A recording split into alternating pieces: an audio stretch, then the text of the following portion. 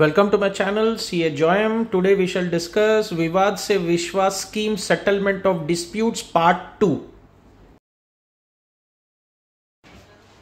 Hi friends, thank you everyone for supporting me in crossing 300 subscribers and have a happy weekend. Weekend है Saturday Sunday. And सबसे पहला news ये है कि as per the union budget 2023 the income tax portal has now allowed the amendment in form number 35 to file appeals with the Joint Commissioner of Income Tax Appeals, a separate entity created for appealing against any orders of the assessing officers in case you are damaged by such order or you feel that the demand is not correct.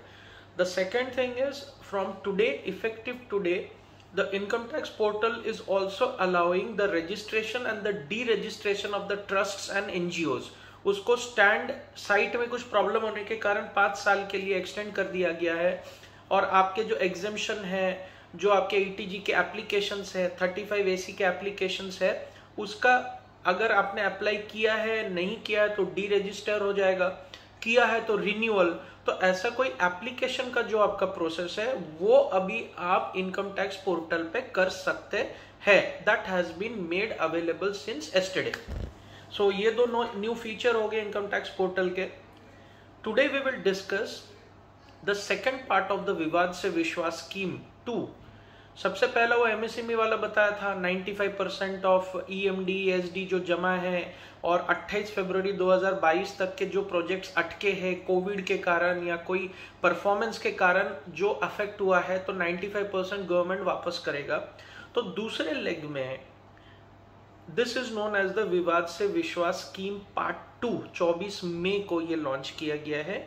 इसके guidelines already आ गए थे। Now further concrete guidelines go through में power point presentation, और अगर किसी को order का copy चाहिए मुझे बताइए, मैं मेल करूंगा। सबसे पहला बात यह है कि इसको 2 हिस्सों में बांटा गया है विवाद से विश्वास स्कीम। ये क्या स्कीम है? बहुत सारे कॉन्ट्रैक्टर्स हैं जो गवर्नमेंट बॉडीज के साथ है, जैसे सेल स्टील है, भिलाई स्टील प्लांट है, या मैग्नीज और इंडिया लिमिटेड है, या WCL है। मतलब ये सब PSUs है, पब्लिक सेक्टर बैंक्स है, पब्लिक सेक्टर अंडरटेकिंग्स है, या डायरेक्ट स्टेट या सेंट्रल गवर्नमेंट है। मतलब आपका जो डिस्प्यूट है कॉन्ट्रैक्टर में, आगे वाला पार्टी गवर्नमेंट या गवर्नमेंट ओन्ड अंडरटेकिंग या पब्लिक सेक्टर अंडरटेकिंग रहना चाहिए। तो कॉन्ट्रैक्ट्स एग्जीक्यूट होते हैं, कोई ना कोई प्रॉब्लम्स आते हैं, तो it's a standstill, there is a deadlock. तो गवर्नमेंट या जो कॉन्ट्रैक्टर है, समझ लीजिए सेल स्टील, उसका पेमेंट नहीं देते, कॉन्ट्रैक्टर डिस्प्यूट में जाता है, तो आर्बिट्रेटर अपॉइंट होता है। आर्बिट्रेशन है ना, एक आर्बिट्रेटर रहता है, दोनों पार्टीज के साथ आपका समझौता कराता है कि इतना पेमेंट लेजिटिमेट है, इतना नहीं बनता है देना, तो ये डिस्प्यूट आर्बिट्रेशन में जाता है, या इसके ऊपर आर्बिट्रेशन के अगेंस्ट आप जाते हैं कोर्ट में। तो इस तरह के आर्बिट्रेशन मैटर्स में सबसे पहला क्राइटेरिया है कि one of the either party should be a government body, public sector undertaking, public sector banks, central government और स्टेट गवर्नमेंट और government owned bodies, any undertaking related to government. Now if your arbitration award is passed up to 31st January 2023, number 1, and if the court order is passed up to 30th April 2023, ये 2 type के arbitration matters now you can going for settling such dispute। सबसे पहले dispute हो गया, arbitrator appoint हो गया, तो arbitrator appoint हुआ तो उसका अपना एक ऑर्डर होता है। अगर ये ऑर्डर 31 जनवरी 2023 तक पास होता है तो आप विवाद से विश्वास स्कीम 2 अवेल कर सकते हैं, मतलब कॉन्ट्रैक्टर अवेल कर सकता है। अब ये आर्बिट्रेशन का ऑर्डर हो गया, सब हो गया, अब आपने कोर्ट में अपील किया है, उन्होंने किया है या कॉन्ट्रैक्टर ने किया है, गवर्नमेंट बॉडी ने किया या कॉन्ट्रैक्टर ने। ऐसा ऑर्डर अगर पास हुआ है up to 30th April 2023, then you can avail the benefits of Vivad se Vishwas scheme. अब क्या है, कितना मिलेगा? If the court order is awarded up to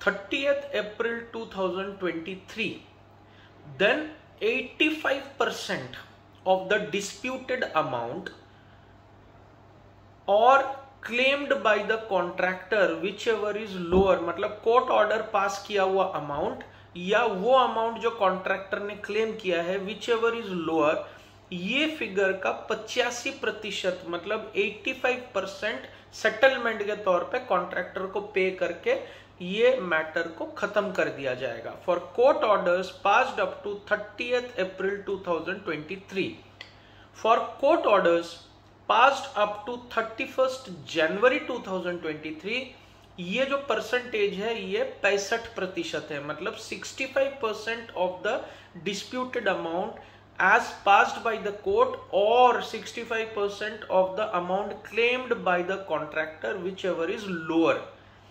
You can go in for settling this and you will receive this percentage of the disputed amount immediately और वो matter close हो जाएगा।